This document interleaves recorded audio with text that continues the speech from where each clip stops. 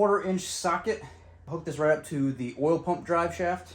Make sure that we go counterclockwise to manually spin that oil pump and prime the top of the motor. Make sure we're getting oil through the up through the push rods and up to the valve train and everywhere else. And make sure that there is no leaks.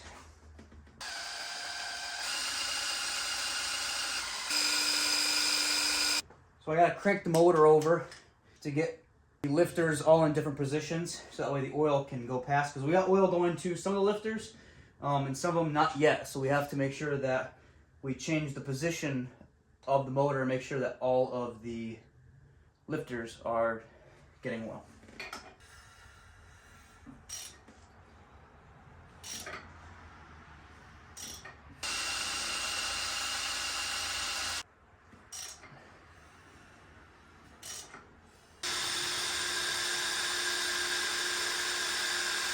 Now I know that we're getting good oil pressure and we have oil being supplied to every single one of the lifters.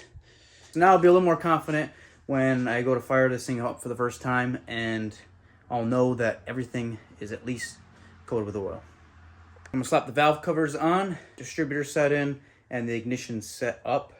Another Facebook find that I found, they don't make these that I know of. Now everything, when you buy them, is labeled Ford Racing, but I was able to find these old school Ford Motorsport aluminum valve covers, tall valve covers. Just something I really like. Got the distributor in. Went with the MSD Pro Billet series distributor with the whole 6AL ignition and their wires and Blaster 3 coil and all that stuff. We got the distributor in. In order to do that, we had to pull a plug, find top dead center for the compression stroke of cylinder number 1. Ended up setting the time at 14 degrees initial. Plus, this distributor has a mechanical weighted advanced. And right now, I'm sticking with what comes from the factory, which is a heavier spring. So it's going to be a slower advance curve. So we're going to, for right now, like I said, just to get the car running, we're going to stick with that. And then once the car actually runs and drives, we'll start messing with that stuff and dial that in, get that all tuned up. We set our cylinder at top dead center. Set our initial timing about 14 degrees, and then drop the distributor in so that way it ends up pointing directly at that cylinder number 1. And then marked it on the cap for reference. This is what we're going to use for cylinder number 1, so this is right next to cylinder number 1. And then we're going to look at our firing order and connect our wires and go around the distributor one by one. And one thing to remember is the small block Ford 302 has been counterclockwise. I'm not going to film the process of putting the wires on because, to be honest, I need my phone to look up the firing order and position of all the cylinders exactly. So by movie magic. All right, so we got the whole MSD set up, all wired in. It's kind of temporary. I have to extend the main positive and negative leads to the battery. But for now, I just want to make sure it all works before I end up cutting and splicing wires. This whole mess, nothing is connected except for this one trigger wire from the simulated 12-volt source keyed ignition on. That is just temporary, just to see if this will run. I threw the carb on there. There's a little bit of gas, old gas. And we just checked for spark. Pulled the coil lead off, put a spark plug on there, and tested for spark, cranked it over for spark. We do have spark, so the MSD is working. Now we're going to crank it over with a little bit of gas in it and just see if it'll fire up and hope that I wired it all correctly.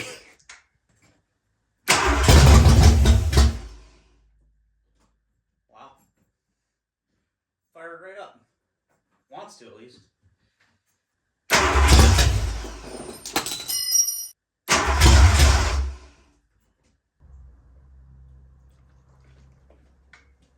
That was a little too much.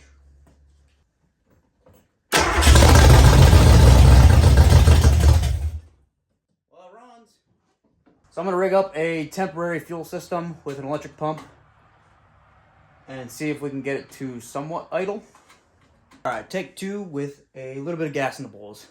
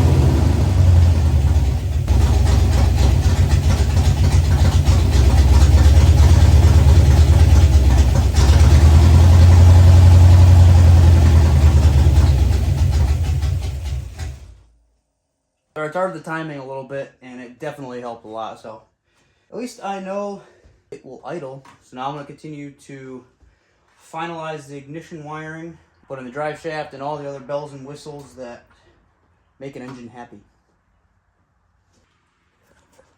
Alright, so we got the accessory drive and radiator and all that stuff in, got the belt on. Started filling up with water, and it's a good thing that I decided to do just distilled water at first, just so I could do a system flush when the after the car has actually been running for a little bit and got up to temp, and then flush it out a little bit more. It was a good thing I decided to only use water because I've discovered a leak back and underside of the water pump. So, I'm going to pull all that back out, and we're going to get to the bottom of this leak. To be honest, the intake thermostat and water pump leaking water was my #1 concern. I had a feeling that that was going to be something that went wrong, if something went wrong.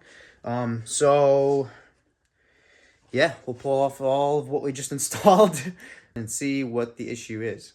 All right, I think I figured out what the issue was. So on this timing cover, so I noticed on the back of the timing cover, in this little crevice here, there's open threads. It's kind of hard to see. But right there, this bolt is threaded all the way through. And you can see right here that it is part of the cooling jacket. So whatever bolts are going through here and here, they need a thread sealant.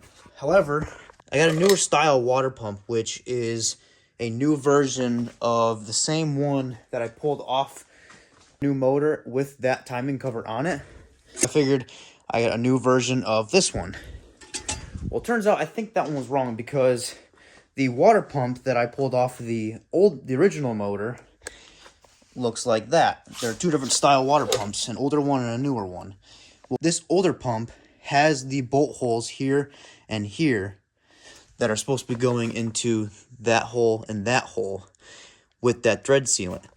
There aren't any holes through this newer style water pump to accept those two bolt holes. So essentially it was just two open bolt holes in those water ports, and it was causing the water just to leak right out of the back of that water pump. So I'm going to get a new old style water pump, and that should fix the issue.